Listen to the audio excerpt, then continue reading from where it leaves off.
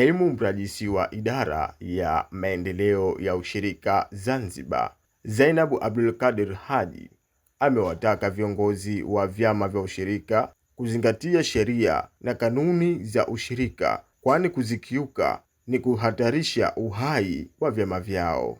Akizungumza katika hafla ya mkutano mkuu wa 16 wa ushirika wa kuweka na kukopa Zanzibar Melinne SACCOS ulioambatana na uchaguzi wa viongozi, Mheshimiwa Zainabu amesema ni muhimu kwa viongozi na wanachama kupatiwa mafunzo ya sheria za ushirika ili kuendeleza vyama vyao na kuongeza manufaa kwa wanachama. 4. Kuwekeza kwenye benki ya ushirika ni kuimarisha nguvu za pamoja.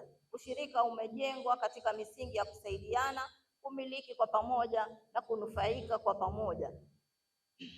Tunapounganisha rasilimali zetu, tunajenga taasisi imara zaidi itakayoweza kushindana na kukidhi mahitaji ya kizazi cha sasa na kijacho. Ndugu viongozi, nakemea vikali mambo yafuatayo yasifanywe na viongozi ambao tupo na hao ambao tunatarajia kuwepo. Kiongozi yeyote haruhusiwi kutumia fedha za SACCOS kwa matumizi binafsi yake. Lakini pia ni marufuku kwa kiongozi yeyote kutoa mikopo kwa upendeleo au bila kufuata taratibu na vigezo. Ni marufuku kwa kiongozi yeyote kufanya ubadhirifu, wizi na udanganyifu wa aina yoyote. Ni marufuku kwa viongozi kujihusisha na migongano ya maslahi ambayo kwa kipindi hichi SACCOS nyingi zinaanza kukumbwa na wimbi baya la migongano ya maslahi. Ni kosa kubwa kwa viongozi kutotii maagizo ya ofisi ya mrajisi au mamlaka husika inayosimamia vyama vya ushirika. Yeyote atakayekiuka haya, hatua kali za kisheria zitachukuliwa dhidi yake.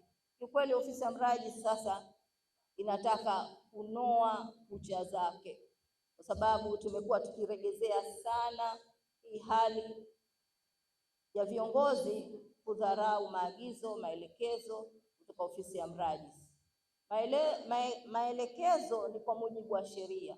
Ikiwa kufuata maelekezo ya mrajisi kwa mujibu wa sheria, basi tayari umeshavunja sheria, na kama umevunja sheria, basi idara sasa iko tayari kwenye kushughulikia haya. Ushauri kwa viongozi wapya watakaochaguliwa na wanachama siku ya leo.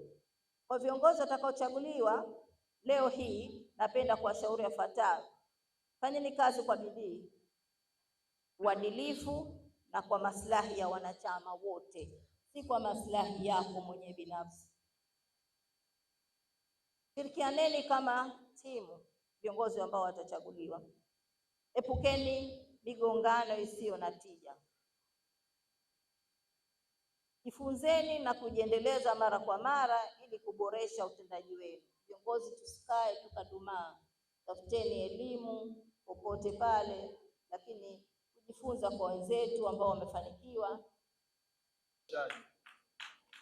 Pia Mheshimiwa mgeni rasmi, pamoja na mafanikio yote hayo, bado tunakabiliwa na changamoto ya baadhi ya wanachama kwa kutokulipa mikopo yao kwa wakati, na wengine kuchukua mikopo kwenda kufanya malengo yale ambayo sio ambao walioandika kwenye zile fomu zao za mikopo.